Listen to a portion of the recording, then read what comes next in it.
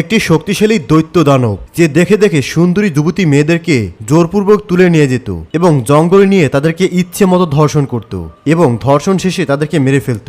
এই শক্তিশালী দানবের তাণ্ডবে গোটা এলাকার কোনো সুন্দরী যুবতী মেয়েই তার কাছ থেকে রেহাই পেত না। এমনকি সেই দানবটি সেখানকার রাজার মেয়েকেও ছাড় দেয়নি। সেখানকার রাজার মেয়েকে আবার প্রতি রাতে একটি সাপ এসে সেই রাজার মেয়ের মুখ দিয়ে ঢুকে পেটের মধ্যে ঢুকে যেত এবং সেই রাজার মেয়ের সাথে যা যা করত তা আপনার দুঃস্বপ্নার থেকেও ভয়ঙ্কর। পরিশেষে সেই রাজার মেয়ের সাথে কি হয়েছিল এবং সেই দৈত্য দানবকে 25 বছর একটি টকবগে যুবক যা যা করেছিল তা জানলে আপনি রীতিমতো অবাক হয়ে যাবেন। এবং সেই দৈত্য দানব সুন্দরী যুবতী মেয়েদেরকে তুলে নিয়ে গিয়ে পাহাড়ে গিয়ে কিভাবে ধর্ষণ করত সেই ভিডিও আমি আপনাদেরকে এই ভিডিওতে দেখাবো। এই গল্পটি, এই ঘটনাটি আপনাকে রীতিমতো অবাক করে দেবে। এই ঘটনাটি জেনে আপনি একেবারে আশ্চর্য হয়ে যাবেন। এই পুরো ঘটনাটি জানতে ভিডিওটি না টেনে শুরু থেকে শেষ পর্যন্ত দেখুন, কারণ এই ঘটনার এক একটি মুহূর্তে রয়েছে চমক। পুরো মজা নিতে ভিডিওটি শেষ পর্যন্ত দেখুন। শুরু করার আগে নতুন বন্ধুরা চ্যানেলটিকে সাবস্ক্রাইব করে রাখুন। তাহলে চলুন শুরু করি।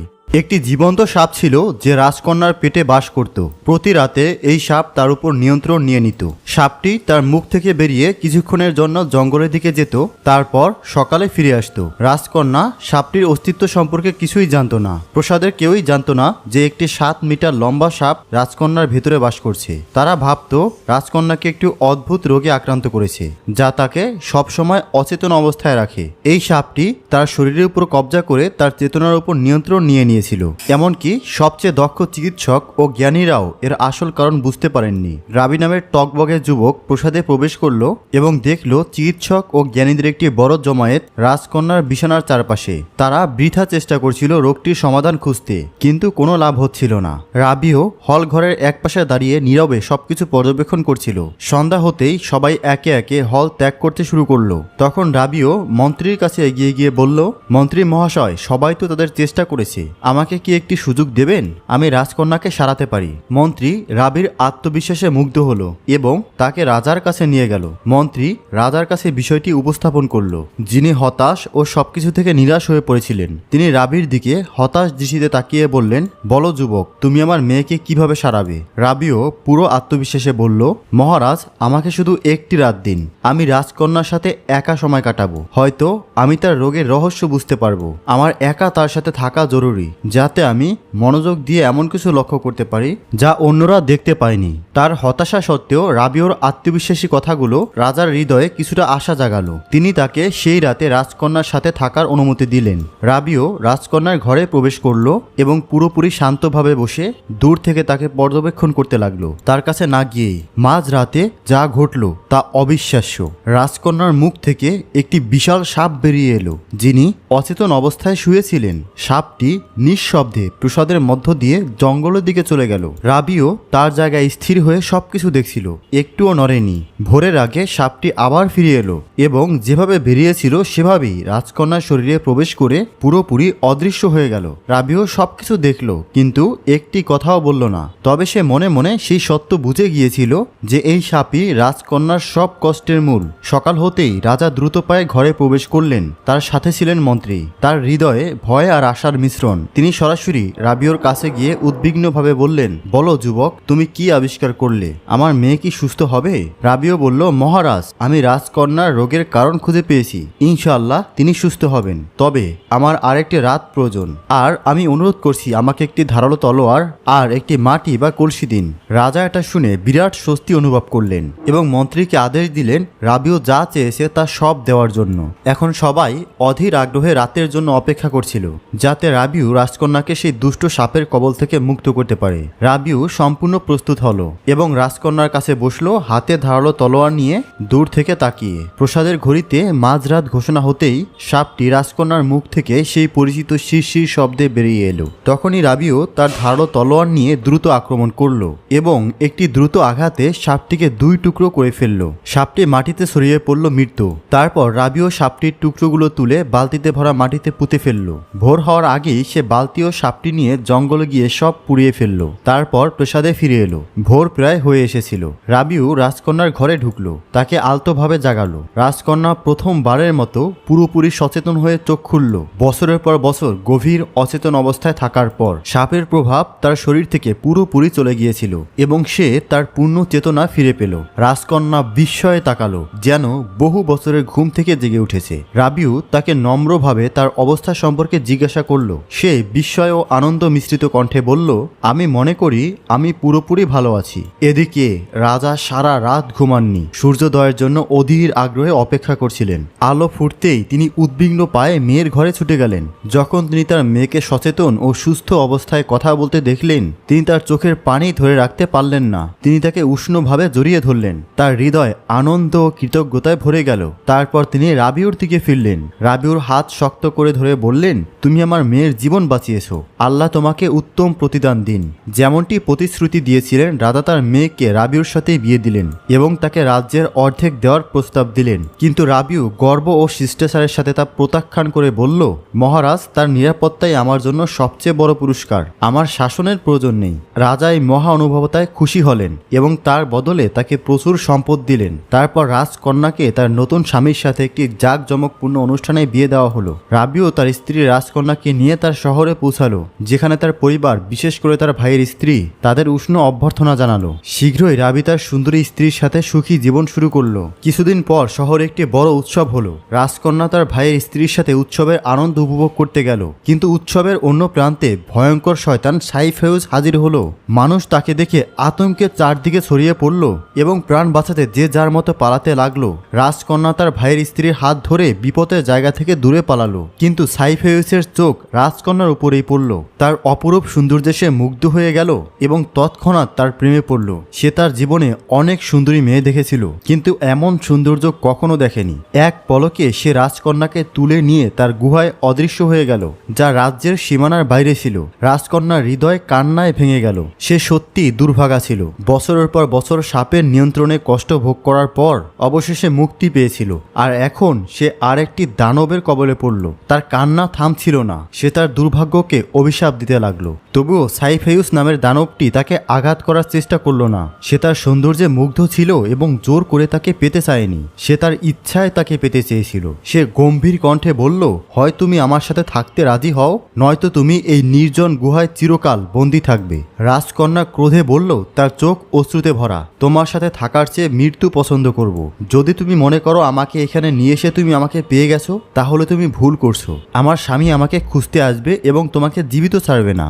দৈত্য দানবটি অট্ট হাসি দিয়ে বলল, তোমার মনে হয় তুমি পাগল হয়ে গেছো। তুমি 7টি দরজার পেছনে বন্দী। তোমার স্বামী তো দূর, কারো পক্ষে এখানে পৌঁছানো অসম্ভব। আর যদি কেউ এখানে পৌঁছে, আমি তাকে পোকার মতো পিষে ফেলবো। তোমার সৌন্দর্য না থাকলে আমি তোমাকে অনেক আগেই মেরে ফেলতাম। তোমার জন্য এটাই ভালো হবে যে তুমি আমার কথা স্বেচ্ছায় মেনে নাও, নয়তো তোমার পরিণতি এমন হবে যা তুমি কখনো দুঃস্বপ্নেও দেখোনি। এই কথা বলে দৈত্য দানবটি সেখান থেকে চলে গেল। আর রাবিউর ভাইয়ের স্ত্রী বেচারি হতবাক অবস্থায় ছিল। সে কিছুই করতে পারেনি, শুধু ঘটনাটিকে নিজের চোখে দেখেছিল। তারপর সে কাঁদতে কাঁদতে বাড়ি ফিরল এবং রাবিউকে সব খুলে বলল।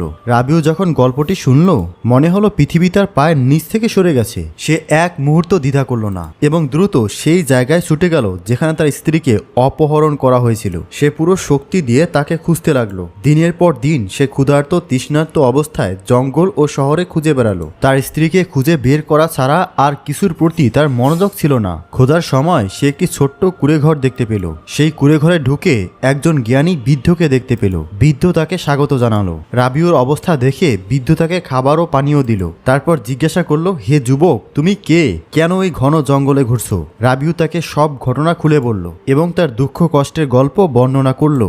বৃদ্ধ গল্প শুনে বলল, হে যুবক, তুমি যার কথা বলছো সে সাইফেউস। সাইফেউস একটি শয়তান যে তরুণী সুন্দরী নারীদেরকে অপহরণ করে তার গুহায় নিয়ে যায় এবং তাদের সাথে খেলা করে, তাদেরকে ইচ্ছে মতো ধর্ষণ করে এবং যখন সে ক্লান্ত হয়ে যায় তখন সে তাদেরকে মেরে ফেলে। সে কোনো সাধারণ প্রাণী নয়। যারা তার মুখোমুখি হয়েছে তাদের সবাইকে সে পাথরে পরিণত করেছে। তুমি তার মুখোমুখি হলে বাঁচতে পারবে না। তাই তোমার জন্য ভালো হবে যদি তুমি এখনই বাড়ি ফিরে যাও। তার মুখোমুখি হয়ে কোনো লাভ নেই। মুহূর্তের জন্য নীরবতা ছেয়ে গেল, কিন্তু রাবিউ মাথা তুলে দৃঢ় কণ্ঠে বলল, না হে জ্ঞানী, আমি এখন বাড়ি ফিরতে পারি না। আমাকে আমার স্ত্রীকে বাঁচাতে হবে। এর জন্য আমি যা করতে হয় তাই করব। দয়া করে আমাকে সাইফেউস নামক দানবের কাছে যাওয়ার পথ বলো। জ্ঞানী রাবিউর দিকে গভীরভাবে তাকালো, গভীর নিঃশ্বাস নিয়ে বলল, ঠিক আছে, যেহেতু তুমি যাওয়ার জন্য দৃঢ় প্রতিজ্ঞ, আমি তোমাকে বলবো কি করতে হবে। সাইফেউস কোনো সাধারণ প্রাণী নয়, এটি একটি জলজান্ত শয়তান যার অতি প্রাকৃতিক শক্তি আছে। যদি কেউ তাকে আক্রমণ করে সে তৎক্ষণাৎ তাকে পাথরে পরিণত করে। তাকে পরাজিত করার একটি মাত্র উপায় আছে, তাকে 7টি প্রশ্নের উত্তর দিতে হবে। তোমাকে প্রতিটি প্রশ্নের সঠিক উত্তর দিতে হবে। যদি তুমি একটিও ভুল করো তুমি পাথরে পরিণত হবে, কিন্তু যদি তুমি 7টি প্রশ্নের সঠিক উত্তর দিতে পারো তার শক্তি ধীরে ধীরে কমে যাবে এবং তুমি তাকে পরাজিত করতে পারবে। তবে সাবধান, তার শক্তি কমে গেলেও সাইফেউস খুবই শক্তিশালী থাকবে। এই যুদ্ধ সহজ হবে না। রাবিউ তার ভয় লুকাতে পারল না, তার শরীর ভয়ে কাঁপতে লাগলো, কিন্তু তার স্ত্রীর কথা মনে পড়তেই তার চোখ দৃঢ়তায় ভরে গেল। সে বলল, আমি প্রস্তুত, আমি আমার জীবনের ঝুঁকি নিতে প্রস্তুত, আমাকে তাকে বাঁচাতে হবে। তারপর সে জ্ঞানীর কাছে গিয়ে বলল, দয়া করে আমাকে পথ দেখাও, আমি যেই পরিণতিই হোক এগিয়ে যাব। জ্ঞানী তাকে সাইফেউসের গুহার পথ দেখালো। পূর্ণ সংকল্প ও সাহস নিয়ে রাবিউ ভয়ঙ্কর গুহার দিকে আগালো, সমস্ত বিপদকে চ্যালেঞ্জ করে তার স্ত্রীকে বাঁচাতে দৃঢ় প্রতিজ্ঞা। পাহাড় ও উপত্যকার কঠিন পথ পাড়ি দিয়ে অবশেষে সে অন্ধকার গুহার দরজায় দাঁড়ালো, যেখানে ভয়ের পরিবেশ ছিল। সে তার তলোয়ার বের করে উচ্চ স্বরে চিৎকার করলো, যা পুরো এলাকায় প্রতিধ্বনিত হলো, বেরিয়ে আয় হে নোংরা শয়তান, আমার সাথে মুখোমুখি হ। সাইফেউস গুহার অন্ধকার থেকে বেরিয়ে এলো, রেগে গিয়ে বলল, কে আমার শান্তি ভঙ্গ করতে আসছে? দানবটি তার দানবীয় শরীর নিয়ে দাঁড়ালো এবং নিজের শক্তি নিয়ে খুব অহংকার করতে থাকলো। রাবিউ সেই দানবটিকে দেখে তার শরীরে শিহরণ অনুভব করলো, কিন্তু নিজেকে সামলে নিয়ে সাহসের সাথে বলল, আমি সেই নারীর স্বামী যাকে তুমি জোর করে অপহরণ করেছো। আমি এসেছি তোমার 7টি প্রশ্নের উত্তর দিতে, এখনই প্রশ্ন করো। সাইফেউস এক মুহূর্তের জন্য হতবাক হলো, তারপর অট্ট হাসি দিয়ে বলল, ও তাহলে তুমি সেই দ্রুত জ্ঞানীর সাথে দেখা করেছো। সে আমার রহস্য ফাঁস করেছে। তুমি সেই ফুটফুটে নারীর স্বামী। আমি তাকে ভালোবেসেছি এবং তার সাথে যৌন সম্পর্ক করেছি, কিন্তু অনেক দেরি হয়ে গেছে। আমি তোমার স্ত্রীকে খেলে ধর্ষণ করে খেয়ে ফেলেছি। তার মাংস খুবই সুস্বাদু ছিল। হঠাৎ রাবিউর হৃদয়ে রাগ জ্বলে উঠল। সে তার পুরো শক্তি দিয়ে তলোয়ার নিয়ে সাইফেউসের উপর ঝাঁপিয়ে পড়ল এবং একটি প্রচণ্ড আঘাত করল, কিন্তু তার তলোয়ার শয়তানের শরীরে স্পর্শ করতেই রাবিউ এক মুহূর্তে পাথরে পরিণত হলো, যেমনটি জ্ঞানী তাকে বলেছিল। সাইফেউস উচ্চ স্বরে শয়তানি হাসি দিয়ে চিৎকার করে বলল, এ তো একটা বোকা, ভেবেছিল সে আমার 7টি রহস্য সমাধান করবে। বেচারা এসে শেষ পর্যন্ত পাথরে পরিণত হলো। তারপর সেই শয়তানটি হাসতে হাসতে গুহায় ফেরত গেল। সেখানে সে রাজকন্যার কাছে গিয়ে ব্যঙ্গ করে বলল, তোমার স্বামী নিজেকে বীর বলে দাবি করেছিল, আর দেখো একটি ছোট্ট মিথ্যের জন্য সে পড়ে গেল এবং পোকার মতো মরল। আমাকে হাত তুলতেই হয়নি। রাজকন্যার হৃদয় শক্তিতে ভেঙে গেল। সে স্থির হয়ে দাঁড়িয়ে রইল, যা শুনল তা বিশ্বাস করতে পারছিল না। যখন সে বুঝতে শুরু করলো তখন চোখ ফেটে কাঁদতে শুরু করলো। তখন চিৎকার করে বলল, হে দানব, তুমি কি করেছো? না, এটা সত্যি হতে পারে না। আমার স্বামী এত সহজে মরতে পারে না। বলো, তুমি মিথ্যা বলছো। সাইফেউস ব্যঙ্গ করে বলল, হে বোকা, তুমি কি মনে করো তোমার তুচ্ছ পিঁপড়ের মতো স্বামী আমাকে আঘাত করতে পারে? আমি অপরাজয় শয়তান, আমি শয়তানের শক্তি। কেউ আমাকে ভাঙতে পারে না, কেউ কিচ্ছু করতে পারে না আমাকে। এখন তুমি সব হারিয়েছো, আমার কাছে আত্মসমর্পণ করো। কিন্তু রাজকন্যা অজ্ঞান হয়ে মাটিতে পড়ে গেল। তার চোখ থেকে বৃষ্টির মতো অশ্রু ঝরতে লাগলো। এদিকে রাবিউর দেরি ও তার না ফেরার কারণে পরিবারে উদ্বেগ ছড়িয়ে পড়ল। তার মা ও তার ভাইয়ের স্ত্রী হৃদয় বিদারকভাবে কাঁদছিল। তার বড় ভাই ফারেস উদ্বেগ ও দুঃখে আচ্ছন্ন হয়ে পড়ল। সে নিজেই তার ভাইকে খুঁজতে বের হওয়ার সিদ্ধান্ত নিল। মা ও স্ত্রীর অনুমতি নিয়ে সে জঙ্গলে রওনা হলো। খুঁজতে খুঁজতে সে সেই জ্ঞানীর কুড়ে ঘরে পৌঁছালো। সে সম্মান দেখিয়ে বসলো এবং কিছুক্ষণ বিশ্রাম নিল। জ্ঞানী তাকে জিজ্ঞেস করলো, হে বৎস, কে তোমাকে নির্জন জায়গায় এনেছে? ফারেস তাকে পুরো গল্প বলল, শুরু থেকে শেষ পর্যন্ত। রাজকন্যার অপহরণ, তার ভাইয়ের তাকে উদ্ধার করতে যাওয়া এবং এখনো না ফেরার কথা। জ্ঞানীর মুখে উদ্বেগের ছাপ দেখা গেল। ফারেস তা লক্ষ্য করে বলল, হে মহাশয়, আমি দেখছি তুমি চিন্তায় রয়েছো। তোমার মুখে উদ্বেগ ফুটে উঠেছে। দয়া করে বলো তোমার উদ্বেগের কারণ কি? জ্ঞানী ভারী ও দুঃখী কণ্ঠে বলল, হে বৎস, আমি তোমার ভাই রাবিউকে চিনি। সে আমার কাছে এসেছিল। জ্ঞানী ফারিসকে পুরো গল্প বলল। বলল কিভাবে সাইফায়ুস তার ভাইয়ের স্ত্রীকে অপহরণ করেছিল, কিভাবে রাবিউ তার কাছে সাহায্য চাইতে এসেছিল এবং শয়তানের মুখোমুখি হতে গিয়েছিল। গল্প শেষ করার পর ফারেজ হতবাক হয়ে গেল। সে যা শুনল তা বিশ্বাস করতে পারছিল না। তার মুখে বিস্ময় ও উদ্বেগ ফুটে উঠল। সে আশা ও ভয় মিশ্রিত কণ্ঠে বলল, আমার ভাই এখন কোথায় হে মহাশয়? সে কি ভালো আছে?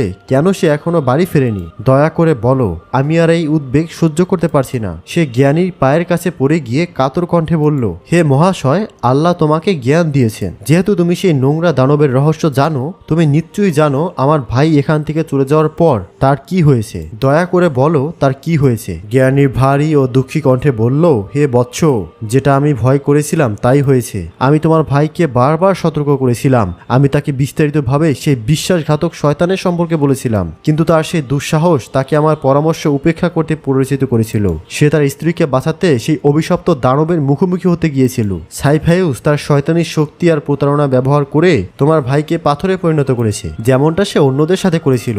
এই কথা শুনে ফারেসের মুখ ফ্যাকাশে হয়ে গেল, যেন তার শিরা থেকে রক্ত বেরিয়ে গেছে। তার গলা শুকিয়ে গেল শকের তীব্রতায়। তারা অল্প সময় আগে তাদের বাবাকে হারিয়েছিল, আর এখন সে তার ছোট ভাইকে হারালো, যে তার হৃদয়ের সবচেয়ে প্রিয় মানুষ ছিল। সে পাথরে পরিণত হয়ে জীবনহীন হয়ে গেছে। জ্ঞানী তার দিকে স্নেহের সাথে তাকিয়ে তার কাঁধে হাত রেখে বলল, হে বৎস, ধৈর্য ধরো। যা হয়েছে তা হয়েছে। কে আছে যে ভাগ্যকে ফিরিয়ে দিতে পারে? ফারেজ নীরবে ডুবে গেল। তার শরীর থেকে যেন জীবন বেরিয়ে গেছে। মাঝে মাঝে শুধু বিস্ময়ের নিঃশ্বাস শোনা যাচ্ছিল। কিছুক্ষণ পর তার চোখ অশ্রুতে ভিজে গেল। সে মাথা তুলে বলল, হে মহাশয়, আল্লাহর পর তুমিই আমার একমাত্র ভরসা। আমাকে পথ দেখাও। আমি কিভাবে আমার ভাইকে বাঁচাবো আর কিভাবে তাকে মানুষের রূপে ফিরিয়ে আনবো? জ্ঞানী দৃঢ়ভাবে বলল, হে বৎস, আমি তোমাকে আগেই বলেছি, সেই শয়তানকে পরাজিত করার একমাত্র উপায় হলো কেউ তার 7টি প্রশ্নের সঠিক উত্তর দিক। তখন রাবিও এবং অন্যান্য অভিশপ্তরা তাদের আসল রূপে ফিরে আসবে। কিন্তু যদি তুমি একটি প্রশ্ন ভুল করো, তুমিও তাদের মতো পাথরে পরিণত হবে। ফারেস, যার হৃদয় দৃঢ়তায় ভরে গিয়েছিল, বলল, হে মহাশয়, তুমি জ্ঞান ও প্রজ্ঞার অধিকারী। তুমি নিজে গিয়ে তাকে পরাজিত করো না কেন? জ্ঞানী দুঃখের সাথে বলল, হে আমার ছেলে, যদিও আমি সব উত্তর জানি, কিন্তু আমি এমন শৃঙ্খলে আবদ্ধ, আমার কিছু সীমাবদ্ধতা রয়েছে যা আমি অতিক্রম করতে পারি না। এই যুদ্ধ একটি স্বাধীন মানুষের হৃদয় দিয়ে লড়তে হবে। কিছুক্ষণ নীরব থেকে ফারেস দৃঢ়তার সাথে উঠে বলল, তাহলে আমি নিজে যাব। আমি তার প্রশ্নের উত্তর দেব এবং আমার ভাইকে মুক্ত করব। আমি সেই নোংরা শয়তানের জীবন শেষ করব, যত মূল্যই দিতে হোক। জ্ঞানী দ্রুত এবং সতর্ক করে বলল, হে বৎস, তুমি কিছুই করতে পারবে না। তুমি তোমার ভাইয়ের মতোই পাথরে পরিণত হবে। তবে যদি তুমি সত্যিই দৃঢ় প্রতিজ্ঞ হও, তাহলে আমার কথা ভালো করে শোনো। সেই দানব খুব চালাক। সে কথার ফাঁকে তোমাকে প্রতারিত করার চেষ্টা করবে। তাকে কোনো জবাব দিও না, রাগও করো না। শুধু তাকে তৎক্ষণাৎ প্রশ্ন করতে বলো। তাকে তোমার মনোযোগ বিভ্রান্ত করতে দিও না। ফারেজ মাথা নেড়ে বলল, আমি তোমার কথা মানব হে মহাশয়। তারপর সে জ্ঞানীকে বিদায় জানিয়ে সাইফুল গুহার দিকে দীর্ঘ যাত্রায় রওনা হলো। পাহাড়, জঙ্গল ও অন্ধকারের মধ্য দিয়ে সে অবশেষে ভয়ঙ্কর গুহার মধ্যে দাঁড়ালো। সে উচ্চস্বরে চিৎকার করে বলল, যা পুরো এলাকায় প্রতিধ্বনিত হলো, হে কাপুরুষ, তুমি তোমার গুহায় নারীদের মতো লুকিয়ে আছো। বেরিয়ে আয়, আমি আজ তোমার সব প্রশ্নের উত্তর দেব এবং তোমার অত্যাচার চিরতরে শেষ করব। সাইফায়ুস চিৎকার শুনে গুহা থেকে ক্রুদ্ধ হয়ে বেরিয়ে এলো এবং ভূমিকম্পের মতো কণ্ঠে বলল, এ কোন বোকা এসেছে তার মৃত্যুকে আলিঙ্গন করতে? তার কণ্ঠ এত ভয়ঙ্কর ছিল যে জঙ্গলের ভিত কেঁপে উঠল। গাছপালা তার তীব্রতায় কাঁপতে লাগলো। ফারেস তার ভয়ঙ্কর চেহারা দেখে এক মুহূর্তের জন্য স্থির হয়ে গেল, কিন্তু দ্রুত নিজেকে সামনে নিয়ে বলল, তাহলে তুমিই সেই নোংরা যে আমার ভাইয়ের স্ত্রীকে অপহরণ করেছো এবং আমার ভাইকে পাথরে পরিণত করেছো। তোমার সময় শেষ হে শয়তান, এখনই তোমার প্রশ্ন শুরু করো। ফারেস সাইফায়ুসকে উত্তেজিত করতে চাইছিল যাতে সে তার 7টি প্রশ্ন করে। সাইফায়ুস অট্ট হাসি দিয়ে বলল, ওহ, তাহলে তুমি সেই তুচ্ছ পোকার ভাই যাকে আমার অভিশাপ পাথর বানিয়েছে। মনে হচ্ছে তুমিও জীবন থেকে ক্লান্ত হয়ে গেছো, তাই আমার কাছে মরতে এসেছো। ফারেস রাগে দাঁত কড়মড় করে বলল, হে নোংরা শয়তান, তোমার বিষাক্ত কথা দ্বারা সময় নষ্ট করো না। তোমার ফাঁদে আমি পড়বো না। এখনই তোমার প্রশ্ন করো, নয়তো আমি তোমাকে মৃত্যুর রাজ্যে পাঠাবো। সাইফায়ুস ভয়ঙ্কর অট্ট হাসি দিয়ে বলল, শোনো হে বোকা, আমি তোমার ভাইয়ের স্ত্রীকে ইচ্ছে মতো ধর্ষণ করেছি। আমার ইচ্ছে পূরণের পর আমি তার কোমল মাংস কাঁচা চিবিয়ে খেয়েছি। ওহ, কি সুস্বাদু মাংস। এখন তোমার পালা, কিন্তু তুমি আমার অভিশাপের যোগ্যও নয়। আমি এই হাত দিয়ে তোমাকে টুকরো টুকরো করব। আমি তোমার স্ত্রীর কাছে যাব। তার কথাগুলো ফারিসের বুকে ছুরির মতো বিঁধল। তার শরীর রাগে জ্বলে উঠল যখন সে শুনল তার ভাইয়ের স্ত্রীর সাথে কি করা হয়েছে এবং তার স্ত্রীর জন্য কি পরিকল্পনা করা হচ্ছে। বিপদ জেনেও সে নিজেকে আর নিয়ন্ত্রণ করতে পারল না। সে রাগে চিৎকার করে পুরো শক্তি নিয়ে তলোয়ার নিয়ে সাইফায়ুসের উপর ঝাঁপিয়ে পড়ল এবং একটি প্রচন্ড আঘাত করলো। কিন্তু পরের মুহূর্তেই তার ভাইয়ের মতো ফারেজও পাথরে পরিণত হলো। তার পাথরের মূর্তি স্থির হয়ে দাঁড়িয়ে রইল। দুষ্ট সাইফায়ুস উম্মাদের মতো হাসলো এবং বলল, তাহলে এটাই এটাই তোমাদের ভাগ্য, আমার গুহার চিরকালের প্রহরী হয়ে থাকা, হে বোকারা। তারপর সে শয়তানি কথা বিড়বিড় করে গুহার ভেতরে ফিরে গেল। সেখানে সে রাজকন্যার কাছে গিয়ে ঘটনাটি জানালো এবং ব্যঙ্গ করে বলল, তোমার সাহসী প্রহরীরা আমার পায়ের নিচে পড়েছে, এখন তুমি কাকে আশা করছো যে তোমাকে বাঁচাবে, হে বোকা নারী। কিন্তু রাজকন্যার শরীরে আর অশ্রু ছিল না, তার মধ্যে যা ছিল তা ছিল রাগের আগুন। সে তার জ্বলন্ত চোখ তুলে রাগত কণ্ঠে বলল, হে নোংরা, আনন্দ করো না, তোমার ধ্বংস অনিবার্য, এটা আমি আমার চোখে পরিষ্কার দেখতে পাচ্ছি। আমার দিকে ভালো করে তাকাও। সাইফেউস তার জ্বলন্ত দৃষ্টি এবং কথা শুনে হতবাক হয়ে পিছে ফিরে গেল, একটি কথাও না বলে। তারপর সে তার সামনে থেকে সরে গেল। এদিকে ফারেসের বাড়িতে রাবিউর অনুপস্থিতির পর থেকে দুঃখ ছড়িয়ে পড়ছিল। এখন ফারেসও দেরি করছিল। তার মা ও স্ত্রীর হৃদয় ভেঙে গেল। বাড়িতে শুধু কান্নার শব্দ ছিল। দুঃখ ও হতাশার মুহূর্তে ফারেসের স্ত্রী তার শাশুড়িকে বলল, আমরা কতক্ষণ কাঁদবো আর অপেক্ষা করব, আমাদের কিছু করতে হবে, কান্নায় কোনো লাভ নেই। হৃদয় বিদারক মা বলল, আমরা কি করতে পারি হে আমার মেয়ে? স্ত্রী দৃঢ়ভাবে বলল, আমরা ন্যায় বিচারক সালাহর কাছে যাব এবং তাকে সব বলবো, এখন শুধু তিনিই আমাদেরকে সাহায্য করতে পারেন। মা এই ধারণা পছন্দ করলো এবং তার সাথে তৎক্ষণাৎ রওনা করলো। তারা আশা ও প্রত্যাশা নিয়ে সালাহউদ্দিনের প্রসাদের কাছে রওনা হলো। এরপর তাদের সাথে যা হয়েছিল তা জানলে আপনি রীতিমতো অবাক হয়ে যাবেন। সেই সব কিছু আমরা পরবর্তী পর্বে জানাবো। তাই পরবর্তী পার্ট দেখার জন্য যদি আপনি চ্যানেলে প্রথম হন, অবশ্যই সাবস্ক্রাইব করে বেল আইকনটিকে অন করে রাখবেন। আর যদি অলরেডি সাবস্ক্রাইব করে থাকেন তাহলে অবশ্যই পরবর্তী পার্ট দেখার জন্য কমেন্টসে লিখুন নেক্সট পার্ট। ধন্যবাদ। আর হ্যাঁ, পরবর্তী পার্ট যখন আপলোড করা হয়ে যাবে তখন আমরা এই ভিডিওর শেষেই পরবর্তী পার্ট দিয়ে দেব, আপনারা এখানে ক্লিক করেই দেখতে পাবেন।